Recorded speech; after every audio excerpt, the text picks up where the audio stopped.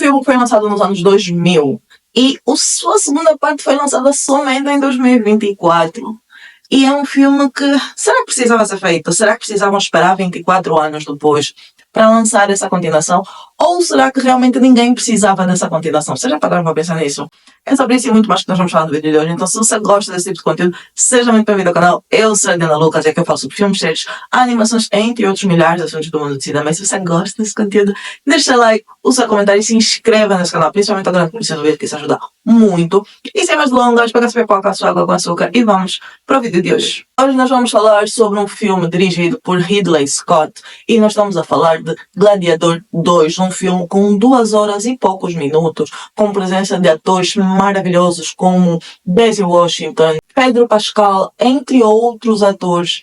E vocês já podem imaginar bons atores, boas figuras, bons intérpretes, talvez pudessem fazer um ótimo papel, porém eu vos adianto já que talvez não foi isso que aconteceu. Nesse filme nós vamos conhecer então Lucius, o filho de Maximus, que foi afastado do seu reino, da sua mãe, daquilo que lhe era por direito. E ele, apesar de não ter esquecido nada, ele foi, vamos dizer, levado como então, como é que se diz? Depois da guerra, e com os predadores, ele foi levado como os predadores. E ele foi levado então de novo para Roma. E nisso ele passa a ser um escravo, de escravo a gladiador, e de gladiador ele volta então ao seu lugar no Império, né? Eu estou dando muita volta para explicar isso.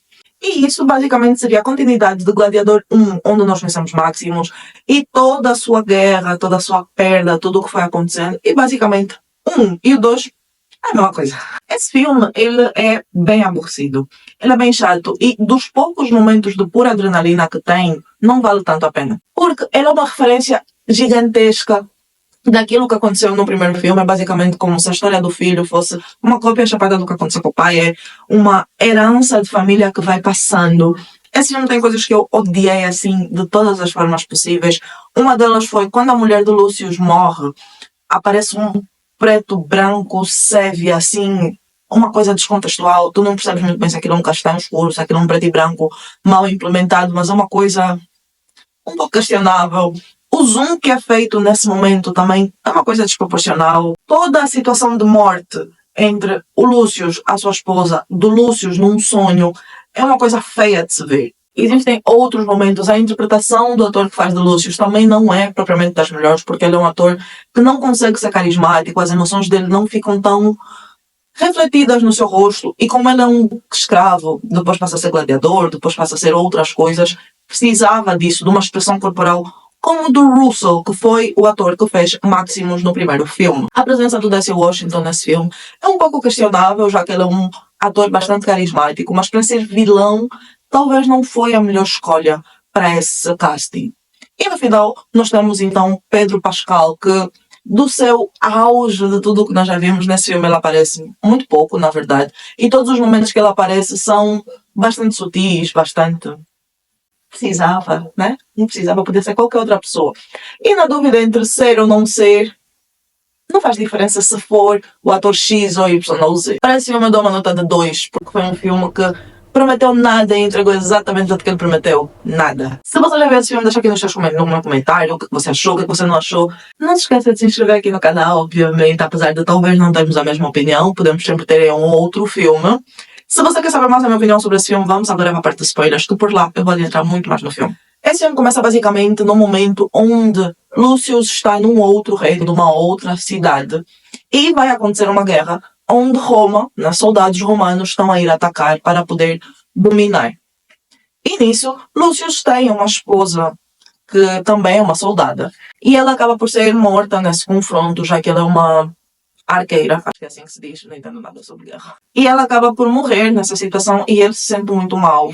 Depois da guerra terminar e a parte onde Lucius pertencia perder essa guerra, ela acaba por ir tentar buscar o corpo da sua esposa que está no mar. Porém, ele não consegue fazer quase nada, praticamente, a não ser cortar a flecha que está no corpo dela, e ele é levado. Ela acaba por ser comprada, então, pelo personagem do Denzel Washington, que eu esqueci-me do nome, então vou chamar a personagem de Washington. E ele acaba, então, por ser comprado como escravo. Ele é posto para a prova, para saber se ele pode ser um gladiador, se ele pode ser só um escravo.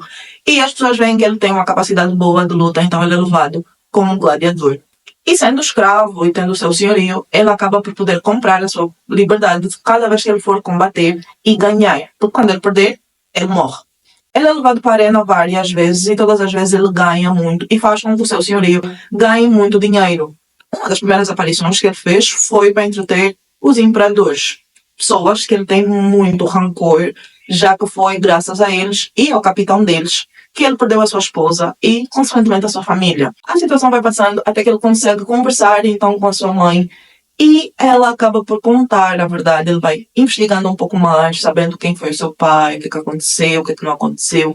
Ele vai adentrando um pouco mais nas informações e ele decide então combater contra o Império Romano. Nisso, obviamente, ele já foi perdendo várias pessoas, vários companheiros de cela, vários companheiros de batalha. A personagem do Pedro Pascal, por essa altura, também já foi morto. A sua mãe acaba por ser morta também. E nisso ele vai atrás do personagem que faz então Daisy Washington. Eles acabam por lutar.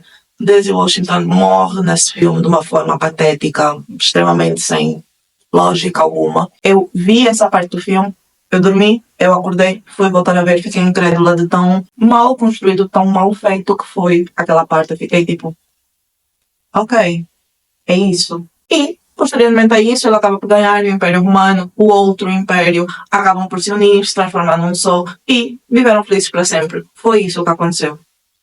É triste, é lamentável, mas é um filme desse género. É um filme muito chato, muito aborrecido. Mais valia não terem feito o filme e nós continuaríamos com a boa e belíssima imagem que foi o primeiro filme do Gladiador. Ridley erra muito na direção desse filme, teve várias coisas. A fotografia desse filme não é boa em muitos dos momentos.